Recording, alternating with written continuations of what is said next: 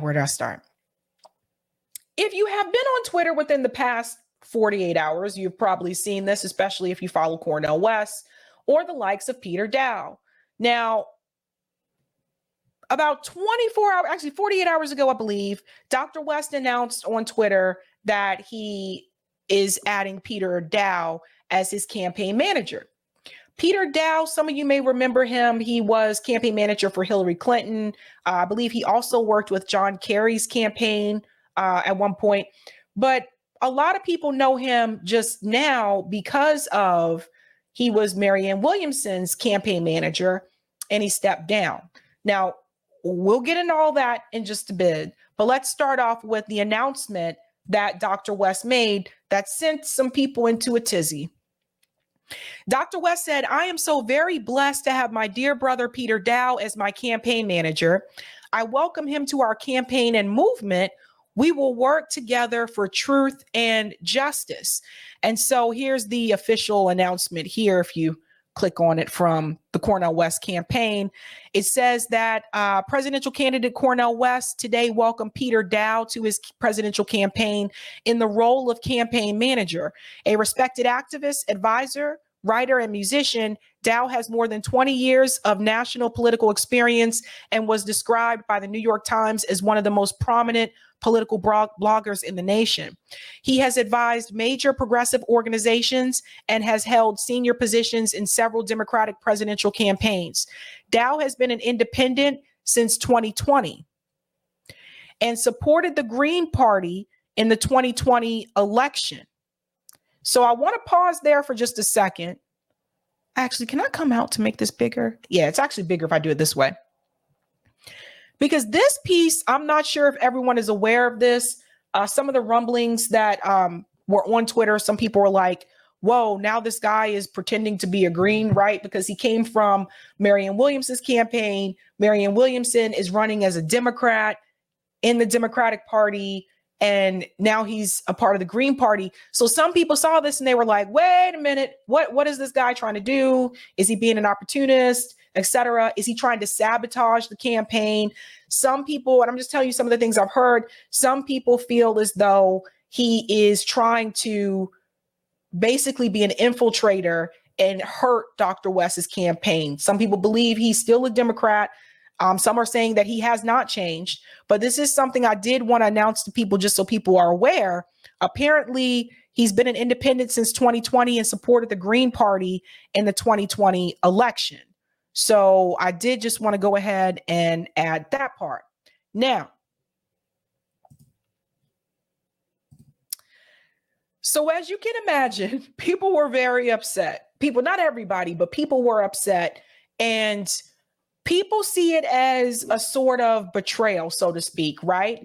There's more we'll get into about Peter in just a second. So a lot of people lashed out at Dr. West. And then it was announced that it was actually Dr. Jill Stein that recommended Peter. So I want to go ahead and bring this tweet up here from Dr. Jill Stein. Let me make this a little bit bigger. So she said, newsflash, it was me that brought Peter Dow to Cornel West. Why? Because I learned how essential an experienced campaign manager is from my campaigns without one. So I don't remember who Jill Stein's campaign manager was. I think I was trying to remember this the other day, but I guess what she's saying is that she didn't have an experienced campaign manager. So let me go ahead and finish here. He's the most experienced campaign manager I know with independent/green politics and strong opposition to the duopoly. She goes on to say, though I didn't know of Peter Dow in his days as a DNC defender, it's not hard to see how a worn, torn, bloody childhood led to fierce opposition to Bush and bondage to the Democratic Party. So she's talking about the wars because Peter Dow is originally from Lebanon. So she's talking about the wars that I guess kids had to participate in back then. I think they were teenagers actually at that point. If only more liberal apologists would have this kind of wake up. Then she goes on to say here and says, With an experienced campaign manager, our team can give West the support he needs to break the duopoly and give all those thrown under the bus a reason to fight back. So this was a shock to, I noticed a lot of people on Twitter that Jill Stein was the one that recommended him. And I think that, you know, I haven't had a chance to talk to Jill about this, but I guess her perspective is that he was a part of the Democratic Party. He left the Democratic Party and he supported the Green Party in 2020. And he's really trying to help break the duopoly. So she's saying basically he is one of the best campaign managers. Give him a chance. The adversaries are saying, but Peter Dow lost, right? So that's another thing people are pointing out is that, yes, he was a campaign manager for Hillary, campaign manager for John Kerry. Those are the two I know about, but he lost. So that's what some adversaries are saying. Now, so this threw people for a tizzy. When people saw this, they were like, what? Right? So I choose not to react to these types of things. Because the thing is this, I wanted to wait until I found out more information. I don't like to, how can I say it? You guys know how I am, right? I usually try to find out as much information that I can before I discuss it, right? So I don't like to just go without finding out more info. Now, here's my take on this, and then we'll get to the other tweets and clips here in just a second. We'll bring up the Peter one. This is how I feel. Would I have done that? Would I have selected Peter given like me knowing like the history? And yes, people can grow and people can change, but my concern is not just so much of the history. My concern is some of the things that I've heard from people that have worked with him more recently. So that's my more so concern, right? We go back to 2016. I mean, obviously, like I was the Bernie supporter, supported Bernie in 2020. I had to think about like my own political awakening. I didn't leave the Democratic Party until after Bernie 2020. So, you know, I voted for Bernie in 2020. We all have our different wake up periods, right? So that's why for me, when people were talking about he worked with Hillary Clinton, he da-da-da, I'm like, okay, but I mean, I kind of get it. I get it. But people do have their differences, like when they wake up. But the problem that I have heard from those who have been in spaces with them is that they do feel like it's an opportunistic thing. And then there's this issue with Marianne's campaign. Now, I want to go ahead and talk about this.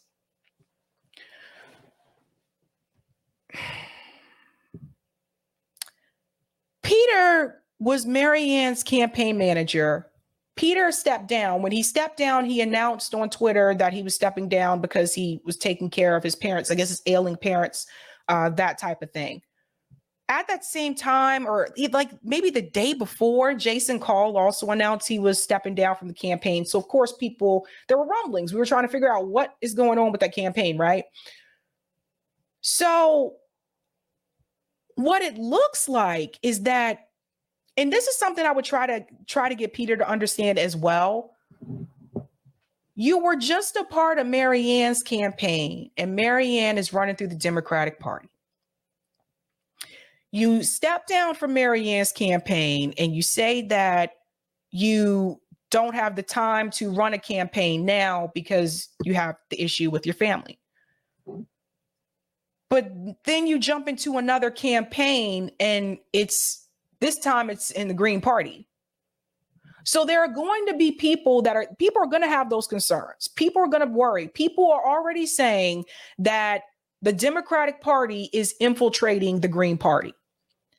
This comes from some people with experience of this, right? Like, so there are some people that were like, there were people that infiltrated Bernie's movement. and they see this happening. Some people said that there were Dems that infiltrated MPP, although MPP has his own issues. But there were people that also said there were infiltrators that were part of Movement for a People's Party. So I think the thing is that Peter may not, maybe he does understand, but the thing that Peter, if I could say this to Peter, would be people are very skeptical because of what has happened with the Bernie movement and Bernie selling us out, the squad selling us out. The threshold is so much higher now. So where you may have had a little bit of leeway 5 years ago, people are not willing to have as much leeway now because of what has happened. And then there are some of the things that were done. And so I'm going to show you past and I'm going to show you present. This is one of the things that people were pointing towards. Now, this was Peter back in 2017. He said Bernie's movement became a hate mission against one woman with people throwing dollar bills at her on the street. Heinous and sexist. Now, yes, that was 2017. And yes, he was coming from that Hillary Clinton campaign. But for those of us that were the strong Bernie supporters, we remember people calling us, people from Hillary's campaign calling us sexist, even the women, even calling other women sexist, Bernie bros. You guys don't want to vote for Hillary because she's a woman. We remember all those things.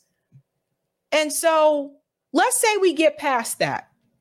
Let's say we get past that and Peter realizes this was a mistake, yada, yada, which is what he has gone on to say. And I'll put this up here. This was posted August 1st of 2022. When I was a relentless Hillary Clinton advocate, I went after third-party candidates as spoilers. I was dead wrong, and I'm sorry. A healthy democracy should offer a plethora of choices, not just a corrupt duopoly. So that's from 2022. That's last year, right? So Peter realized, I guess, along the way, like, you know what? That was messed up. I shouldn't have done that. And third parties candidates were not spoilers. But it wasn't just the third party aspect. It was also the Bernie aspect, which I just showed you. So it wasn't just about third party. It was also about those that were Bernie supporters as well. And Bernie ran in the Democratic Party. So it was on both sides, right? So I wanted to show people that because that is from last year, because some people are saying that, oh, he's just saying this now. He's been saying this for quite some time. But I think, again, where people hit the pause button is when Peter, oh, Eric, are we on a second page? Did you put the other ones on the second page? Okay, maybe you did. We're not going there yet. We don't have to go there yet. I was just asking, just double checking. I think that, oh, nope. Let me take that down. I think that Peter might have to understand is that coming from Marianne's campaign and she running through the Democratic Party, it gives some people the perception that you are infiltrating the Green Party. That is to be expected. Now, that being said, is that necessarily the case? No. What I would like to do is I would like for Peter to come on and to talk about this because people are angry. let me tell you, I went on Twitter, I think a couple hours ago, and I went on Twitter and people are not having it at all. Like some people are like, let's give Peter a chance, let's see what happens, yada, yada. Focus on the policies. Don't focus so much on the campaign manager. There are two different sides of this. But I think what would help Peter is if not putting this on Twitter, but if talking to the people, whether it's my show or whoever's show, talking to the people and explaining this is what happens. And this is what happened. This is where I am now. Because people are going to be suspect. Like I said, people gave Bernie a lot of money, and Bernie just, he rolled over. Like, he did us wrong. And then the squad, same thing, they did us wrong. And so now it's like, and then Movement for People's Party started, right? And a lot of people were excited about MPP, and they're like, yeah, a party for the people and the workers. And all these people got on board, right? Like, a lot of people spoke at the convention. Nina Turner was one of the speakers. And then come to find out there was issues with the People's Party. We done covered it multiple times on this show. But then people also said there were people that also had infiltrators, right? All these organizations eventually have some type of infiltration one way or another. So people are going to look at you with a side eye. Now, that being said, let me pull this over here. For the people, this was sent to me as well. And thank you to the person who sent this to me, because I forgot a lot about this. For the people that are saying that Cornel West's campaign already sounds like the Democratic Party, right? Like, they're like, he already talking like the Democrats do. Somebody sent me this, and I'm going to go ahead and issue my apology. Somebody sent me this yesterday to remind me of something, because I was also one of the people, I told Dr. West, I said, I don't think you should call one neoliberal and one fascist. I think they're both fascists, right? Trump and Biden. And people were saying that Dr. West is saying that because he's trying to protect the Democratic Party, or he's going to drop out and endorse Biden, that kind of thing. You know who else said something like that? Jill Stein did. And I forgot about that. But someone sent me this, and I just want to show you. This is when Jill Stein crashed the DNC. Listen to this. Oh, this is not at the starting point. Hold on. That should be at... Oh, no, that is at the starting point. I'm sorry. Sorry, guys. I got my numbers mixed up. This is when Jill Stein crashed the DNC. I'm just going to scoot it up a little bit. I think I forgot to put the number, because they were asking her about why she was there. Listen to this. She was in Boston, your hometown PBS affiliate. I, of course, have interviewed you before. How would you feel if your role in this election helped put Donald Trump in the White House? What we know from history and what we know from the current situation, we are seeing a rise in right-wing extremism, not just in the United States, and it's not just Donald Trump, it's also throughout countries in Europe. What is driving this? It is policies like NAFTA, like globalization, like the dominance of the banks, like the Wall Street bailouts, like the Wall Street meltdown thanks to deregulation. Who gave us those policies? The Clintons were leading the way on those policies. How would Donald Trump be as president? The answer to neo-fascism is stopping neoliberalism. Did everybody hear that part? So this, again, I want to remind you, and there's other clips that people sent to me as well of interviews with Dr. Jill Stein where she said the same thing multiple times, like stopping Donald Trump fascism. You do that by stopping the Hillary Clinton neoliberalism. So you got to stop both of them. Obviously, that's why she's third party. But I'll play it again for those of you. How would Donald Trump be as president? The answer to neo-fascism is stopping neoliberalism. Putting another Clinton in the White House will fan the flames of this right-wing extremism. We have known that for a long time, ever since Nazi Germany. Dr. Stein, what do you think of Donald Trump? Okay. I wanted to play that again. That was when Dr. Jill Stein crashed the DNC, right? So that was a pretty epic moment. Someone sent that to me and they said, Sabby, I think you forget that for those of you that are telling Cornel West, you can't call one neoliberal and one fascist. They're both fascists. I think you forget that Jill Stein also did the same thing. And then I thought about that and I'm like, well, those were two different people, right? That was Hillary Clinton and Donald Trump, and you have Biden and Donald Trump. But I think the point that the person sent me that email, I think the point that they were making is that we had heard this before from a third party candidate, but for whatever reason, it didn't bother us the way that it did recently. And so I had to ask myself, why is that? Why is it that it bothers me more now? And back then, like actually back then, I didn't think anything of it. And I think part of the problem is because Donald Trump has served as president. Joe Biden served as president. Hillary Clinton didn't serve as president. I think that's the only difference, right? I mean, she's still corrupt in some ways. When you talk about financial issues, she's more corrupt than Joe Biden. We can go into the whole Whitewater thing when we have time. Okay, when we have some time. But I think I forgot that. And I think what has happened is that why is it that people don't want to hear that now, but we were fine hearing that back then in 2016. And I think it's because now we've had Trump and we've had Biden, and economically things are much worse right now than they were back then when Jill Stein was running. So again, this goes back to what I was saying before. The threshold is so much higher now. Now, the people, especially those of us that were Bernie supporters, it's like now you really can't make a mistake. It's like you can't just be good on the policies now. It's like people are watching every single move, and I feel like people are going to criticize you at any little thing, even some big ones. People are going to criticize you because we've already been through all of that.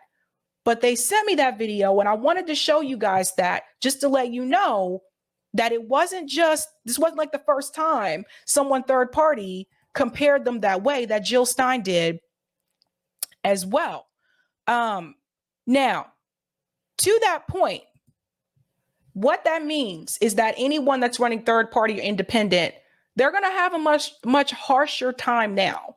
I think that people are going to be more critical. I'm just going to keep it real because of what we've been through all the Bernies and the squads and all that kind of stuff. People are more critical now, right? So they're not looking, they don't want any margin of error. The other thing that I want to add in reference to this, the ranked choice voting. This is something that Breonna Joy Gray mentioned. I think is a good idea, that Cornel West should be advocating for ranked choice voting. And again, I had to remind myself, did that happen before? And it did, and it happened with Jill Stein. So let's go back to this as well. This problem of this voting system based on fear, we could solve it with a stroke of a pen with a system called ranked choice voting. It lets you rank your choices. So if your first choice loses, your vote is automatically reassigned to your second choice. That way you can vote for the underdog that you favor. The ranked choice voting is on the ballot in Maine this year. That's so right. Is that something you are behind? Yes, supporting? absolutely. And here's another. And you know what? That ranked choice voting passed in Maine. So the point that Bree was mentioning, that Cornel West should be, she wants him to advocate for ranked choice voting, especially being a third party candidate. We got to remember Jill Stein did that. And then Maine had ranked choice voting on the ballot that year, and it did pass in Maine. Right? So I want us to learn from the past. Like, that's the thing. Like, I want us to, let's look at some of the things that happened during 2016 and look at some of the things that are happening right now. And I totally understand. We can go to the second panel when you're ready, Eric. I totally understand like the skepticism in reference to Peter. And I think that honestly, had it been like maybe 5, 6, 7 years ago, maybe people may have felt a little bit differently. We can go to the second panel, Eric. Maybe people may have felt a little bit differently. But again, I think because of everything that people have been through, the betrayal from people like Bernie Sanders, I don't think people are willing to put up with any type of what they consider to be suspicious or whatever, right? But this brings about a bigger question. You guys can vote however you want. I'm not your mom. I'm not anyone's mom. But the question I think we need to ask, are we trying to build a third party coalition? Are we trying to break away from the duopoly? Whether that's for those of you who want to support PSL or independent candidates or Cornel West, regardless who you want to support, Is that what we're really trying to do? Because I got to show you something right here. People like Robert Reich. Robert Reich is a tool of the same establishment he complains about. That was me, and I stand by it. He's full of shit. Robert Reich is out here saying third-party candidates will help Trump win. Robert Reich said the same thing in reference to Bernie Sanders' race. He said the same thing in reference to Jill Stein. So the point that I want to point out to you is, look, we already got these people out there against us. We got these people out there against us. We know the Robert Reich, every time I turn around, he always talking about what the problem is. But then his solution is to tell you to keep doing the same shit that brought you to that problem in the first damn place. So we know he's a tool of the establishment. So we got the Robert Reichs. But now we also have so-called what used to be left independent media also falling in line with the establishment. The ones who told you fight for Bernie Sanders. The ones who told you we need progressive change. The ones who told you not to vote for corporate politicians are now telling you to vote for Joe Biden. So we have so many things against us, like the majority report. Here they go. They want you to vote for the Democratic Party. This CEMEX ruling by the National Labor Relations Board. So much of what's going on in the labor world is being stoked, if you will, and accelerated and enabled by rather unsexy changes that are taking place at the National Labor Relations Board. We've had two different organizers of the successful union drive for Amazon out in Staten Island. Both said the ability for them to organize on Amazon grounds was a huge key to being able to get that union. We've heard. So you see what they're doing here, right? Okay. See, they all got the same PR talking points. What they are doing is they're trying to use unions and the NLRB as an excuse to tell you to stay within the duopoly. You guys see this, right? This is the excuse that Crystal used during that debate with Bree and Kyle. They're trying to use this to tell you this is why you need to vote for the Democratic Party, because of the unions. Let me tell you something, people. People have been organizing. People have been going on strike for decades before an NLRB. When I interviewed the postal workers on RBN for the labor strike, or excuse me, the labor summit that we had, there was a gentleman on there that had worked with the New York Postal Office for years. He had told us that their strikes were actually even bigger back in the 70s. What you see happening right now, this is small compared to what they had decades ago. So pay attention to this, because this is what they're all trying to do. They're trying to use unions. Now everybody's all about this, big on unions and workers now. You notice that? We love unions. I ain't never seen them at no picket lines. Let them finish. This from almost every organizer that has come on that has had a successful union drive. That was a change that the National Labor Relations Board made 2 years ago, maybe 3, right when Biden got in, 2 years ago, I guess. And this CEMEX ruling is huge. It's going back to a doctrine that existed in 1948 that essentially gets us not quite to card check, which we needed statutory authority to do, and we didn't get under the Obama years. We would never get it under this Senate. No way. Not possible. But it's like a card check light, where if workers in a shop vote to unionize or just sign a card to unionize, all of a sudden, all the benefit of doubt is with those workers. That is a big deal.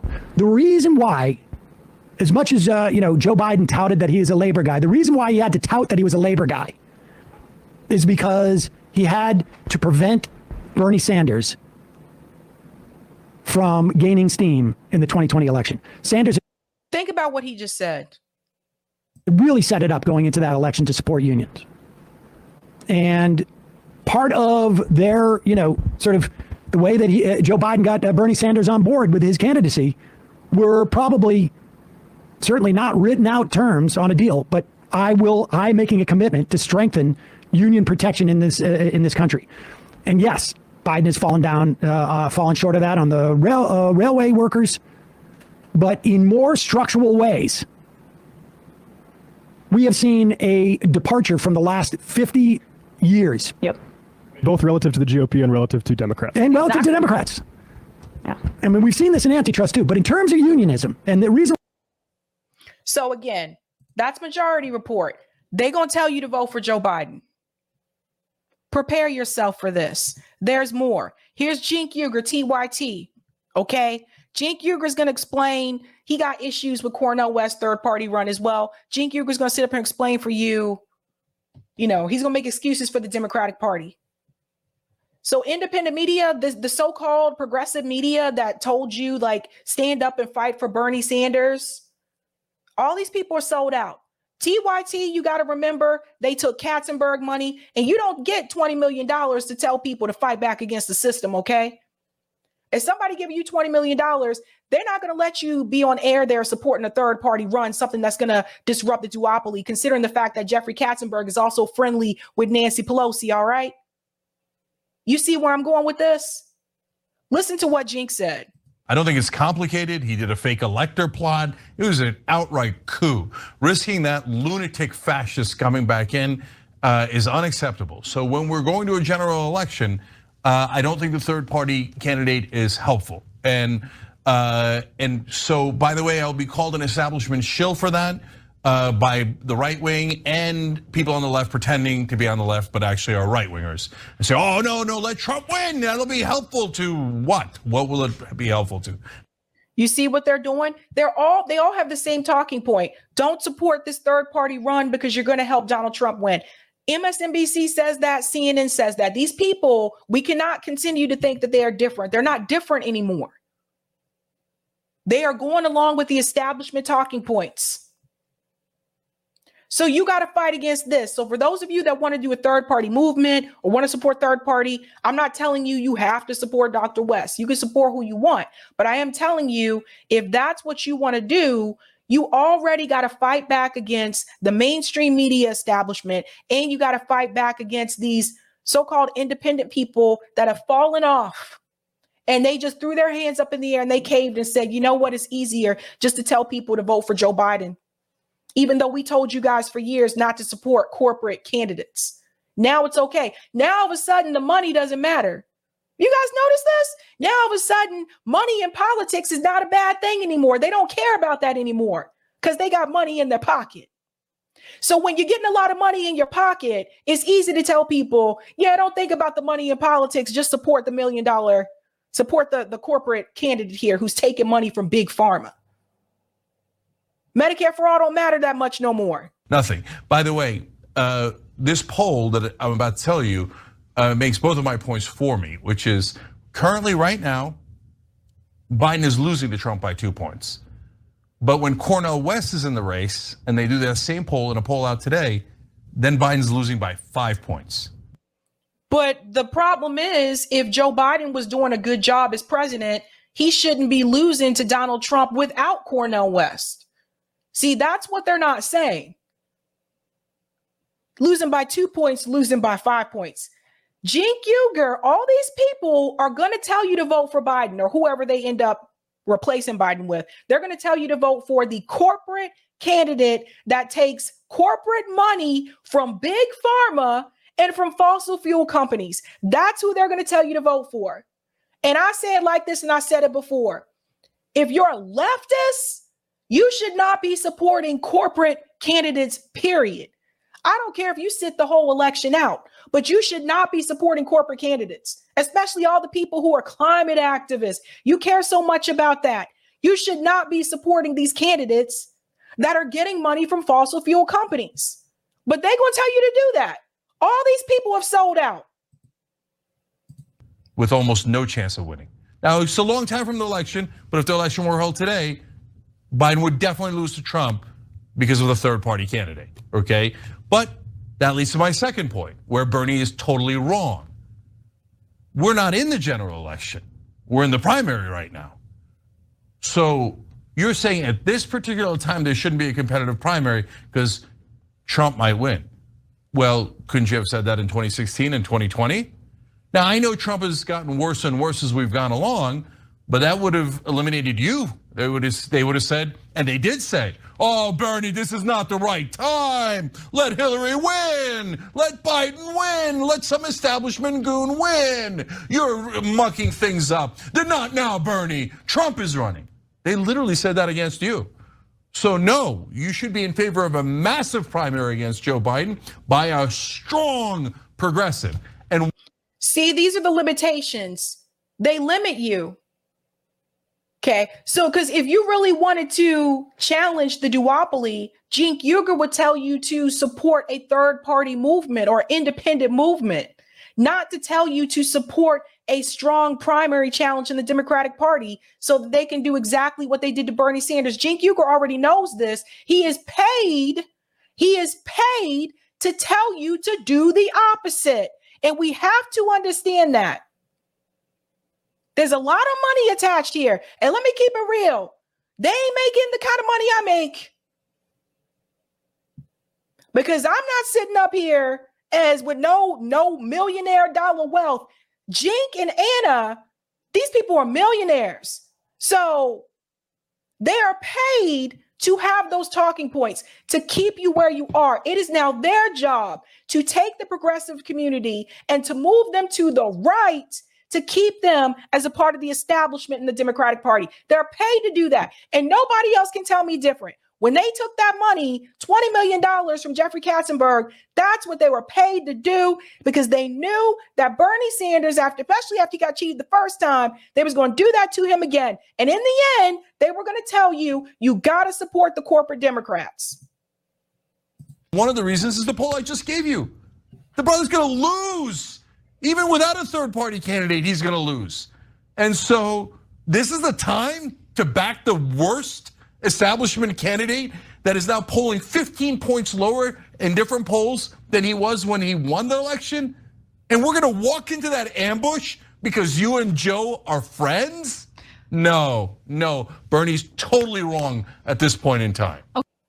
But Cenk is also wrong as well. He's trying to make it seem like he doesn't want you to support Joe Biden, but that's what it's going to come down to. RFK Jr., Marianne Williamson, they've already rigged it against them. The DNC already changed the rules, saying that they have to get 80% in Iowa and New Hampshire. Otherwise, if they don't, their super delegates go to Joe Biden. So they don't have a chance there. So there's that. And Cenk Uygur knows this. And that's why I'm telling you, they are misleading their audience, making them think that there is going to be some significant primary challenge. They know there isn't now because they changed the rules, and they're going to use that as an excuse to tell you to vote for Joe Biden. Now, here comes Anna. Anna says her biggest problem with Dr. West's campaign is that elected progressives don't have a plan. This makes no sense. This makes no sense what she says here. Listen to this. There have been some actions taken that we disagree with. We don't think they're strong enough or progressive enough, but there have been some actions taken that have been fantastic, including the NLRB and the makeup of the NLRB, which consists of individuals who actually take labor protection seriously. You see what's happening here? They all got the same PR talking points. The NLRB, there's been some great concessions. The NLRB, Crystal Ball, the NLRB, Sam Cedar, the NLRB. We can make a song out of this. They all got the same talking points. This is how it used to go back in the day too. This is how it went back in the day. TYT would say something, everybody else got to get on board. That had those progressive shows. TYT would say something, then you'd see Secular Talk would say it, Humanist Report would say it, National or Rational National would say it. They all had the same talking points. And typically the memo came from TYT. Now things are a little bit different. There's different networks. There's different shows that started after Joe Biden won, that were not around during that Bernie movement, but we felt a burn and we were the ones who were burned. Same memo. Let's go back. You also have Lena Khan fighting, for antitrust in the context of the FTC. Yeah, she's the head of the FTC. So there's some really good appointments in that regard. You also have Biden reworking his student debt relief program, which is You see how they're struggling to find things? They're struggling to find things. Joe Biden, what I tell you about Ukraine war, sending uranium weapons to Ukraine that is going to cause cancer. That's who people should vote for. The child poverty, we're going to cover this on Thursday. The child poverty rate has actually increased now. It's increased under Joe Biden's presidency. That's who you should vote for? The guy who can barely walk and barely talk. That's who they want you to vote for? Has been fantastic. I just spoke to family members in Florida who happen to be Republican voters. They just got their student loan. Well, they just got significant relief in their federal student loans. And they're like, oh, maybe Biden, right? Do I think that Biden? They ain't say that shit. They did not say that shit. Came up with those ideas himself? Hell no. Biden's the one who passed the bankruptcy bill. He's the one who championed it, which made it impossible for students to ever get rid of their student loan debt, even in the case of bankruptcies.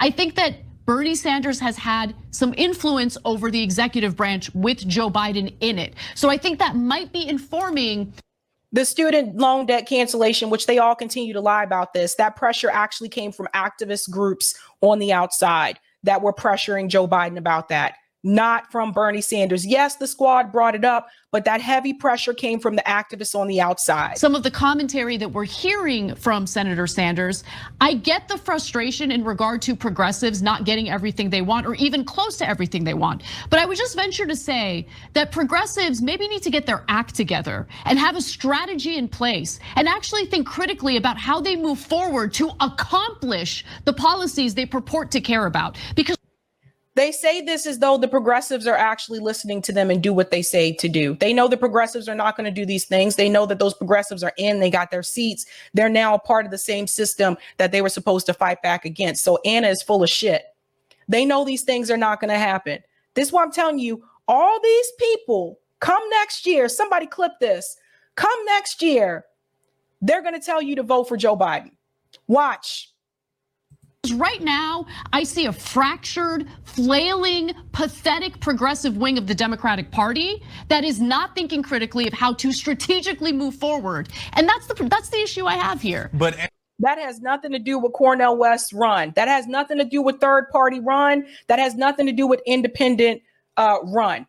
And I want to say this loud and clear. There is no progressive wing of the Democratic Party. All those motherfuckers are establishment Democrats. And excuse me for the language, but all of them are. That's it. They all been sold out. They all bought in. They got their seats. They got their tickets. Let's stop trying to pretend like these people are separate. They're not. TYT is desperate to keep that audience, particularly the audience that they gained from those Bernie Sanders campaigns. That's why they keep saying, well, if they just come up with a strategy, if they just do this, they'll be all right. If they just do that, da-da-da-da. They've been saying this for like the past, 2-3 years. Nothing has changed. Jake and Anna, mark my words, going to tell you to vote for Joe Biden. Anna, well, then you're criticizing Bernie Sanders for pathetically not having a plan. Well, I do have criticism. Forward. I do have criticism of Bernie Sanders. Bernie Sanders, I think, is seen as a leader of the progressive wing of the Democratic Party. He should act like one and get people together, progressive lawmakers together, to think of a plan. There is no plan. That's my problem. No plan by anyone. So Bernie introduced $17 minimum wage bill. Hey, at least he's doing something, and that's way better than almost anyone else in Congress. So I give him credit for that. But we've got to do nuance. So let me just say here, they know Bernie Sanders is not going to do that. They've said this multiple times. Again, some of this is about, I'm gonna keep it real. Some of this is about keeping an audience, and I'll be damned. Because the thing is this, look, let me put this up here, sorry. Whoopsie. Because the thing is this is why I tell people, don't put all your damn eggs in one basket, okay? What's different about this channel, it was not around during the Bernie campaigns. This was after Joe Biden was elected, actually. So it was 2021 when this channel started. So I wasn't part of any of that Bernie stuff. I watched all those channels. I supported Bernie Sanders and all those things, but I wasn't a part of that. What you are seeing right now is some of those channels still trying to find a way to hold on to that Bernie base that they received during those campaigns. For those who realize that that is going away, they have tried to make this shift towards the right to make excuses for establishment Democrats. And I say yes, towards the right, because there is a big difference. To make excuses for establishment Democrats, to make excuses for Joe Biden, even people like Gavin Newsom, which you're going to see from Kyle Kulinski in just a second, so that they can get part of that David Pakman, Roland Harris audience. It's really sad. Now, here's Kyle Kulinski. He's going to tell you, even Gavin Newsom, he's willing to accept anybody, except fight and push for some type of third party movement, because that shit's too hard. Listen to this. Even if Biden steps aside and it doesn't pan out for Marianne or RFK, but somebody who's less bad, like a J.B. Pritzker. I think J.B. Pritzker has better politics than Joe Biden. If he were to jump in and become the candidate, okay, that's good. Or even Gavin Newsom, for all of his flaws, they did do sectoral bargaining in California, which is massive for fast food workers. They did sectoral bargaining for the entire fast food industry in California, so they're going to get. You see what they're doing? Again, even Gavin Newsom would be a great idea because they did this bargaining for fast food workers in California. Motherfucker, have you lived in California? Have you talked to people how expensive it is to live in California? All the homelessness rate in California, how it's continued to increase. California is a state that people are fleeing. People are leaving that state, bud. People not trying to move into that motherfucker. They trying to get out of that mofo. But here is Kyle again. Let me try to use a labor reason to get my audience to support the Democratic Party. All of them going to be doing this shit next year. Watch. All of them. Anything to take you away. Whether you support Cornel West, whether you support the young women that I just announced from PSL, whether you support Jasmine Sullivan, who's running as independent, or Dr. Shiva, who's running as independent, they're going to try to distract you from all of that and tell you, vote for the Democratic Party because they're running on labor issues. This motherfucker just said, excuse my language, guys, I'm sorry, just said, even Gavin Newsom, he's willing to accept Gavin Newsom. Why are people who are so-called leftists, why are they supporting or willing to support a corporate candidate? Because at the end of the day, it don't really matter about Medicare for all no more for them. Remember that? Remember when Kyle said he couldn't support Joe Biden because of Medicare for all and because he voted for the Iraq war? Those things don't matter no more because they got paid. And I call it out for what it really is. For people saying, what's happening? Why are these people switching? Money. That's why. All these people have sailed you out. At much higher wages. That's wonderful. They did a public option for insulin, which is phenomenal. That's going to help a tremendous number of people. He also has horrible things like he refused to sign the universal health care bill in California.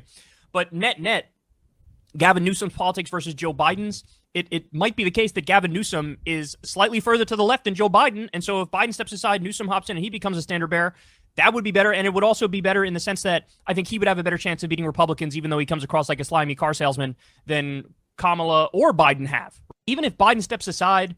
You were the car salesman. He was the car salesman. So here's the thing. He told you, yeah, he, didn't sign on for the universal health care, but he's further to the left than Biden. So now all of a sudden people just ready to forego Medicare for all.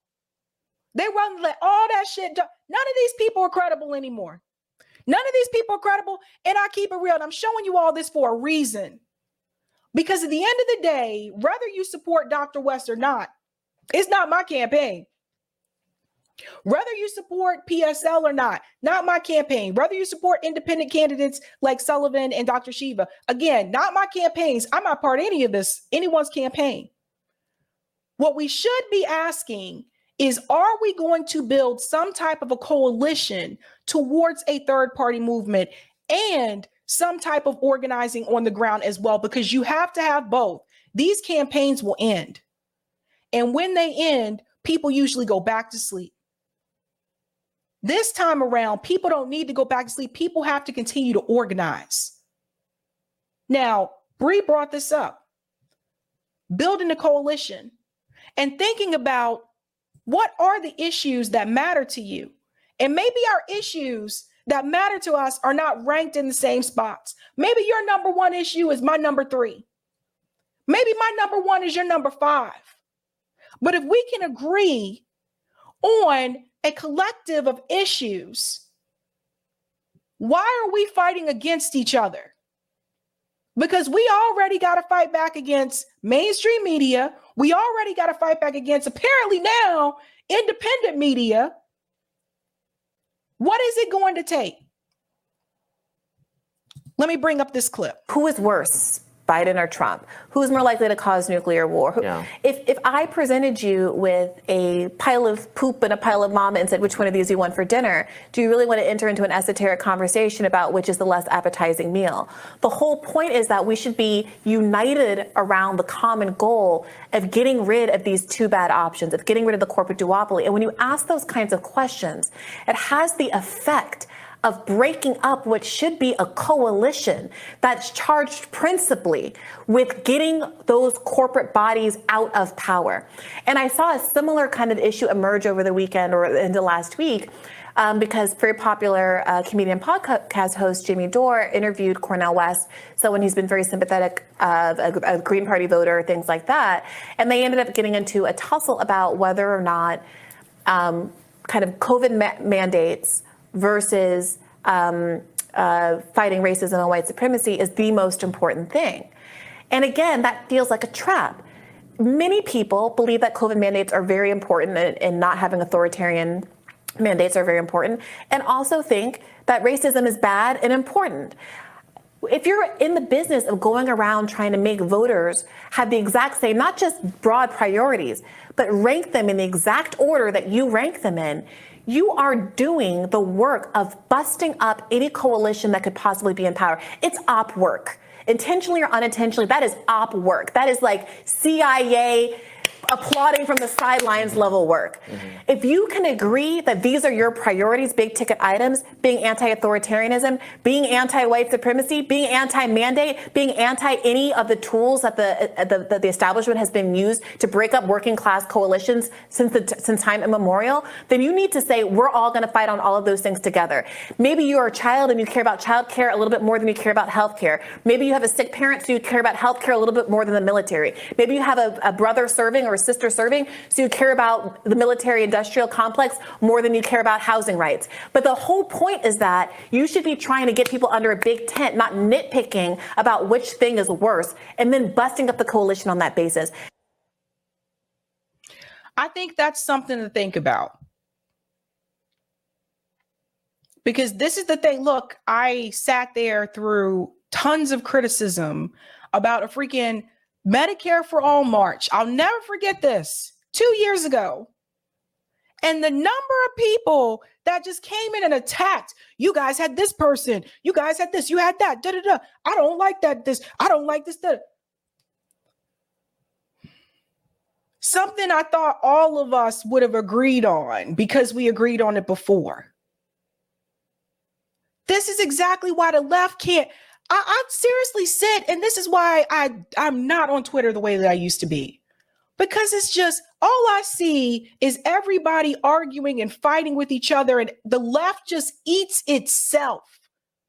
So it's like, we don't really have to worry about, well, you said the word mainstream media, but we ain't really got to worry about mainstream media and the Republican Party trying to pull apart the left. We do that to each other. That's the thing. We ain't got to worry about it. We ain't got to worry about it. You know who was attacking the marches for Medicare for All? Fucking leftists, not Republicans. There's no coalition. Everybody want to be, too many people that want to take the lead. Too many hands in the, too many people said, I'm doing it my way. No coalition. And it just, as someone who was an organizer, it's so frustrating. It really is. It's my way or nothing. So what you are witnessing, and to Colin's point, thank you, Colin, there's a difference between seeing the light as a regular person and seeing the light as a political handler. This is something that Peter has to respond to. Like that's on Peter. You gotta, and I said that, you gotta respond to this because you did this kind of move. But the thing is this, it's like a crab in a bucket mentality. Everybody, like, you ever seen crabs in a bucket? You see crabs in a bucket, right? And they trying to climb out, and a crab will climb on top of another crab to get out of the bucket. But all the other crabs still left in the bucket. Everybody fighting over, it's ridiculous. Look, you don't have to support anybody's campaign. You ain't got to do it at all. Just like you didn't have to support the March for Medicare for All. You didn't have to do that either. But what is crazy to me is when I see people, seriously, like, once again, people have ended friendships because of a disagreement on the left. It's ridiculous. So the point that Bree makes, I think, is a great one. What are we trying to do? What is the end game? Are you trying to build a third-party coalition or not? And if you're not, and that's not for you, let that be known and just keep it moving. But what kills me are the people who, they know it's not for them. They know they don't want to do it, but they'll sit online all day and just attack the people that do. Same thing happened with the marches for Medicare for All.